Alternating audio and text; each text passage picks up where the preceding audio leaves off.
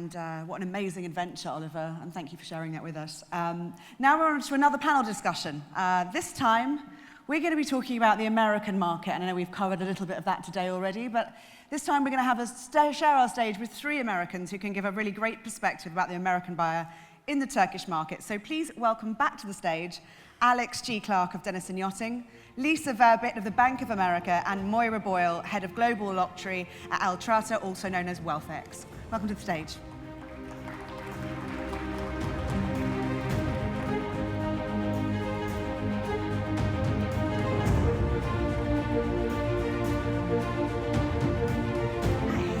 Welcome back. I don't think I'm on. Hi, Lisa. We're missing Moira. She's hiding.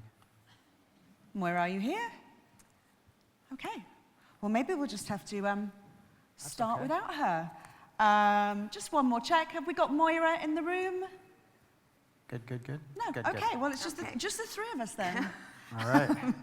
Yeah, we were talking earlier on about the American market, and there isn't another market in yachting that acts the same way. We were saying earlier on, it's a unique place, especially in terms of buying power in our industry.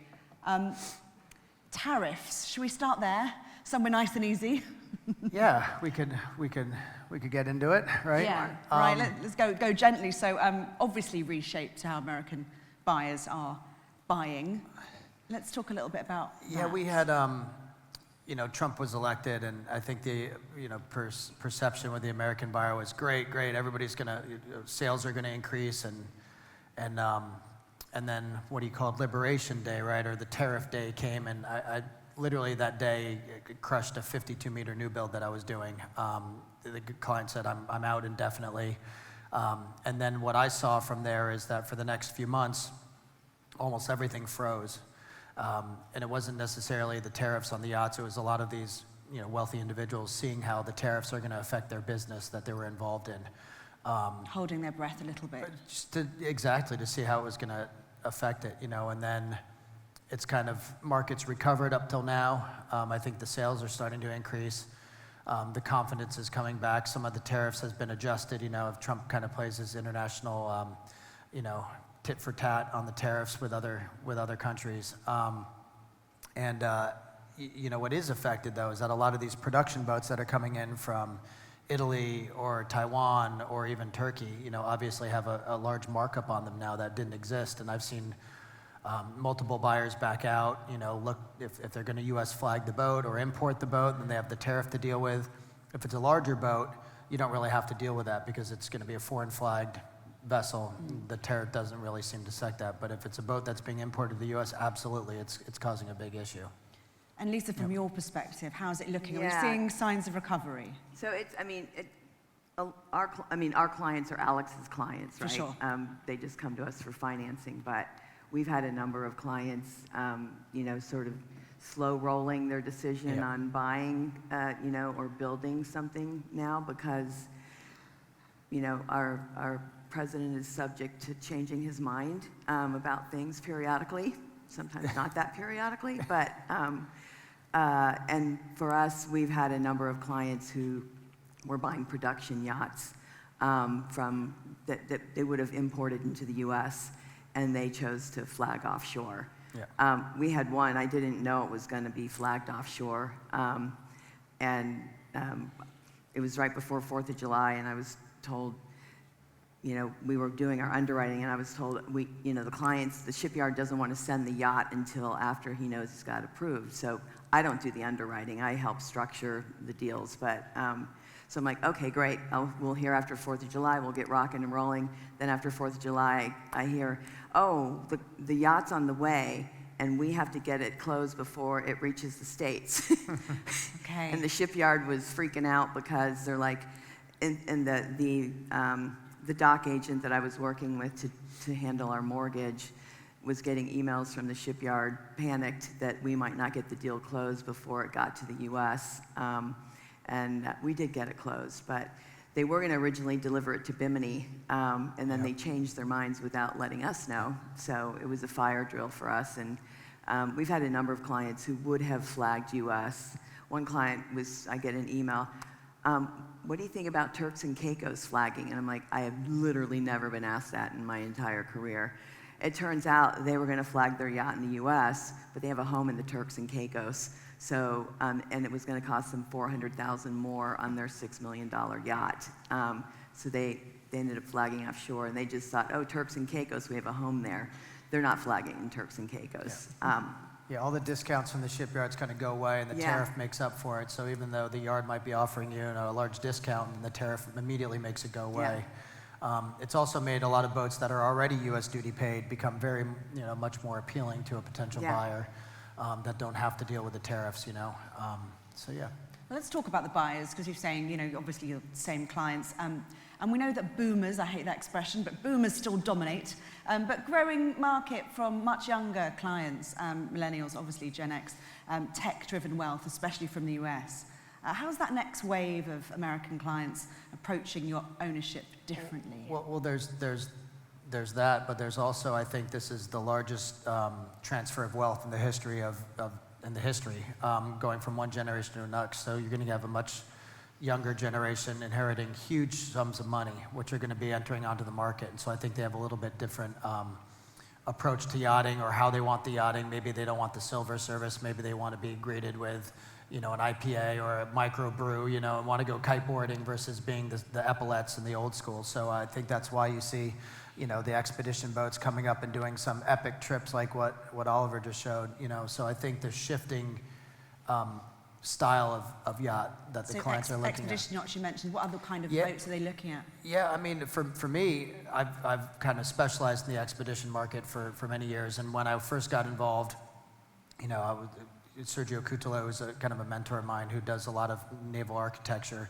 Before there was maybe 1 or 2 yards that specialized in. Now almost every single shipyard, whether it's Fedship or Baglietto or San Lorenzo, or some of these yards over here, even Turquoise, have these expedition boats in their portfolio now, because it's a trend that I think is going to continue to grow. Yep. Yeah, looking for a platform for exploration more than just a day boat. Hi, Moira. You're here. Sorry for the dramatic entrance. That's all right. That's perfect. Actually, you joined us just in time for a question I wanted to ask you about data, which is a good one. So, your data tracks how and where wealth is shifting across generations, as we've just touched on. How do those insights line up with what the brokers and the financiers are seeing on the ground in terms of buyer sentiment and spending? It's going to be so interesting for you guys over the next 10 years. Today, we're going to talk about it myself here. My colleague is talking this afternoon, and then tomorrow we're doing a whole panel on what the shifting demographic is. In the next 5 years, there is a 50% increase in the ultra-wealthy between 44 and 69 because of the wealth transfer. 50% shift. The older age group, that 60 to plus, is going to be dropping from 70% of the ultra-wealthy to 3%. Oh, wow. It's huge. So we're going to put the stats up for you later so you can quantify it. It is such an opportunity. I mean, I work with couture, aviation, they're all looking at product development on what that new buyer is going to want to spend. And it's $60 trillion at stake here. So there's 510,000 people worth over 30 million right now. It's growing by 30% by 2030 to almost 650,000 individuals. So the shift is happening. Product teams are literally trying to figure out what to do to get in front of this, because it's such a huge opportunity. We don't know what they want. Wow. No, and I think that we're going to be exploring that exact theme, like you said, on future panels today. Lisa, we mentioned briefly about tariffs influencing flagging decisions and financing models. How are today's clients structuring their ownership? Nearly all of our clients flag offshore, even with the small yachts now. If you flag in the United States, there are limitations under which you can have foreign crew on your yacht. So particularly if you're going to charter your yacht, you need access to a deeper crew pool. And then, of course, there are other considerations, and Alex would know more about this, but you know, the tonnage of yachts and the compliance and regs of different countries. We have something called the Jones Act in the United States that is back from when we were fighting wars with other countries, and we haven't updated that in forever, so, like, ever. Yeah, the Jones Act requires a U.S. flagged boat to only staff U.S. citizens, so you can't have a U.S. flagged boat with a foreign crew on board. So that's just to let you know what the Jones Act is. Yeah. Challenging. Yeah. And then there was an act that was passed that a yachtsman, Tillman Fertitta, was involved in, that was to try and get more larger yachts to flag in the U.S. You remember the details about that? And then it didn't work out because there are other issues that come into play. And we're not structuring experts. Because we're bankers, and there's all kinds of considerations that one has to think about when considering what flag state to choose. So if clients ask us about flagging, we just can tell them these are what our clients do, and our clients tend to choose these offshore flag states, which for our clients are the Cayman, the Marshall Islands, and Jamaica is probably third. Occasionally we see BVI.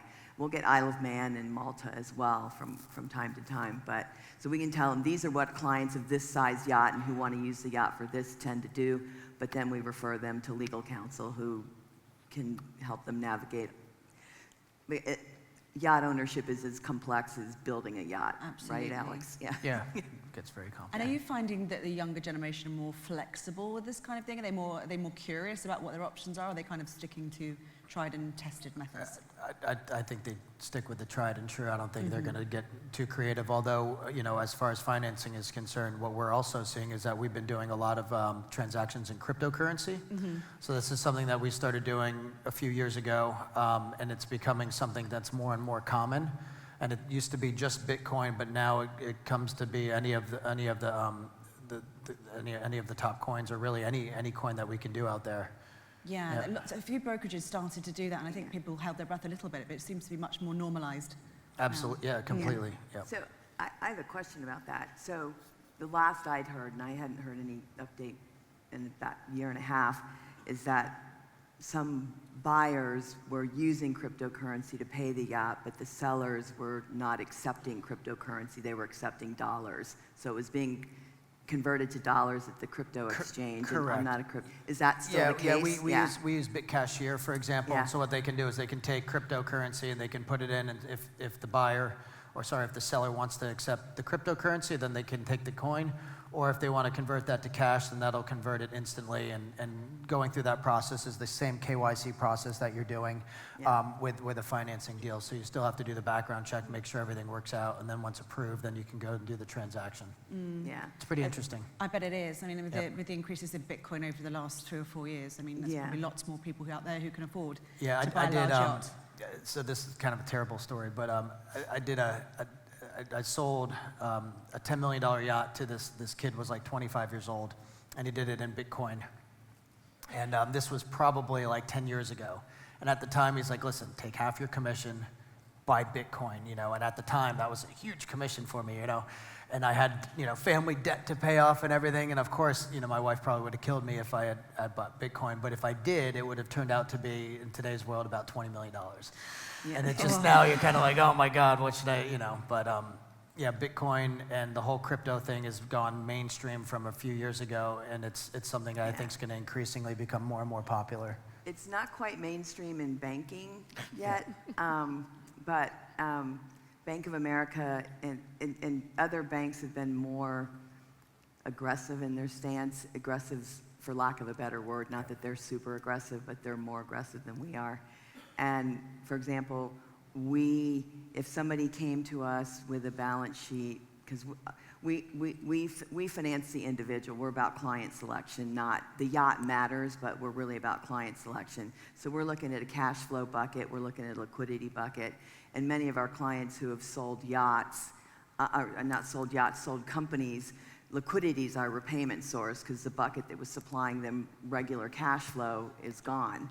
So if they were heavily invested in Bitcoin, like we gave 0 credit to Bitcoin for underwriting, that's going to change. Now we're going to start lending against crypto very gingerly. I just found this out a couple weeks ago, and so I don't have all the details yet, but we're gingerly stepping into it because there are deals that I've not been able to do because the balance sheet was too concentrated in crypto versus what we can traditional liquidity, stocks, bonds, cash. And so we're not going to, I don't see us giving still 100% credit for all the crypto balances or necessarily every type of cryptocurrency, but it's supposed to be rolled out pretty soon. So, I mean, from my standpoint, maybe it'll enable us to finance more clients who have crypto on their balance sheet because we won't have to give it. It's happening at pace. It's eventually, yeah. So we're moving, Moira. Question would be, is that the younger generation pretty consistently, or is that starting to be more common across different I generations? think definitely definitely younger, but Right. you're starting to see it kind of even the older The are acceptance. putting some sort of crypto into your portfolio, even with the ETFs that are coming out and everything, A lot of our hedge fund guys love crypto. Yeah, and it's not even just Bitcoin. Ethereum's doing it. Yeah. I mean, there's a lot of them that have been approved now. So, and Trump is definitely a pro crypto guy. So, And are you finding, you mentioned earlier, Explorer yachts, I know that you're commissioning large yachts here in Turkey. Are you finding that it's people who are paying in those kind of balances, who are commissioning those kind of custom yachts, or just more of them? No, just, more of Yeah. them. Yeah. And what's driving the preferences? I mean, apart from the ability to be able to explore, et cetera, what's driving the preferences of the buyers right now, in your opinion? I mean, the majority of buyers are still very traditional in what they're looking after, mostly, at least as far as I'm concerned, your typical tri-deck type boats. But I think there's just a shift in design too, and what a lot of the younger generation wants versus some of the more traditional yachts that have been built. You see some more design features that are being coming out, even in Turkey, all over the markets. So I think that's going to continue to look at the evolution of what you would consider a standard yacht. And what kind of divine? Well, if you look at a few years ago, no yachts would have the big transom pool. Now every major shipyard has some sort of modification where you've got the pool in the back of it. The ability to carry more toys, or the beach club. That's evolved over time. And it's continuing to evolve. Or it's something as simple as a master cabin on the upper deck. Another thing that's changed the industry quite a lot is Starlink. I mean, Starlink has absolutely changed the market, where you're getting a lot of people that are spending a lot more time on board. They're working from on board. Yeah. You can have great connectivity, even the most remote regions of the world, and not have to step back from your business life. So I think there's technology like that that's changing how yachts are looked at, the time spent on board the boat by the primary, and even charter guests. So. We have a client who spends 100 days a year on his yacht now. That's awesome. Yeah, it's great. I mean, years ago it was like a couple weeks, a month, was maybe 2 months was kind of the max with most of our clients. Yeah, it's work from yacht rather than work from home, right? Yeah, absolutely. Yeah. So just kind of to summarize, because we are almost at the end of our panel, if each of you could give just one message to Turkish builders looking to grow their US client base, what would you say to them, because you can now? Oh, gosh. Sorry to put you in that one, Alex. No, I think focus on after sales, focus on quality, focus on not rushing the delivery. Make sure that it's done properly, but make sure that you are able to support a boat for warranty that goes all the way to the American market, and have staff on the ground that can support it. Listen to the owners, listen to their feedback, listen to the captains. Keep improving your product. I've seen a lot of builders come over there, and even from a few years ago, they've listened to what clients are looking for, improved some of the design features on board, or even just tweaking it a little bit for the American market, and those features have made them even more and more appealing. So I think it comes down to after sales 100%. Budget for it as a company. It's going to be more than if you're doing after sales with a boat based here in the Med or even in Turkey, and just be prepared for that increase in after sales costs. But if you do it properly, then your reputation will grow, and then the brand will continue to grow, and it'll do well in the American market. Okay, that's a brilliant sum up. And Lisa, what advice would you give? I mean, I guess for us, we're banking on the client, so I look at it from a financing perspective. Absolutely. So we have not been asked that frequently to offer financing for yachts being built in Turkey. We have clients who've built yachts in Turkey, and we financed them after the fact. Several years ago, we were asked about financing a yacht in Turkey because we do construction lending, and the answer we got back then is we weren't so sure. So, I mean, you know, I guess I'd like to better understand. Well, it's not possible, is it? You can't finance a I'm build in not sure Turkey. we can. Yeah. So, I mean, for us, there's two. Most of the construction loans we do are based in Italy, Germany, and the Netherlands. Yeah. There's not that many custom builders left in the United States, so we do offer, of course, construction financing in the United States, but that's for the bulk of our clients that finance our building. And when we do a construction loan, we take an assignment of the contract, we get named on the builder's risk policy, and in every case, Bonetti's the only shipyard that we've been involved with that only does a refund guarantee. So they give you a refund guarantee for the full value of the contract price. We have taken those before. The language has changed so that the refund guarantees that are offered are not financeable because, long story short, that if you were into foreclosure, if you needed to call on your refund guarantee, there is the chance that your refund guarantee could be expired while you're still in arbitration because there's a hard stop. But nearly every other shipyard transfers ownership of the yacht around 30, when the hull is laid, around 30%-ish. And then the owner registers the yacht with the local ship's registrar. We get a construction mortgage against the yacht. That's our collateral package. Yeah. So if we can't get a security interest in the yacht and also understand what is available to us and how easy it would be if we had to step in and foreclose. Thank goodness we have never had to do that. Years ago, I was asked to count how many shipyards we'd done business with, done construction loans at. That was about 10 or 12 years ago. It was 30 builders. I've been doing this a long time, 36 years. So. Yeah, so that's the challenge for us in Turkey is having a financeable transaction. Yeah. But our clients still build here. Yeah, absolutely. Yeah. They just don't get construction financing, and we put it in place after the fact. Okay. Yeah. And But Moira, some clients want the construction financing. I don't know. Can it be a deal breaker for you if there's no construction We've had, financing I think the Turkish available? market is attracting more and more American buyers that previously wouldn't look at it. But Yeah. it's tricky because the bank guarantee is not can't do it, can't finance for any American banks. So I think possibly Turquoise is able to do it. But yeah, it's a little bit difficult, but for most of the deals that I've done over here, the clients aren't financing it. If anything, they'd want to complete the build, and then they would go and look at financing after the math. Yeah. I mean, that's the beauty of our clients. They don't need to finance. If they choose to finance, they choose it because they're leveraging their balance sheet, and using our money to make more money. absolutely.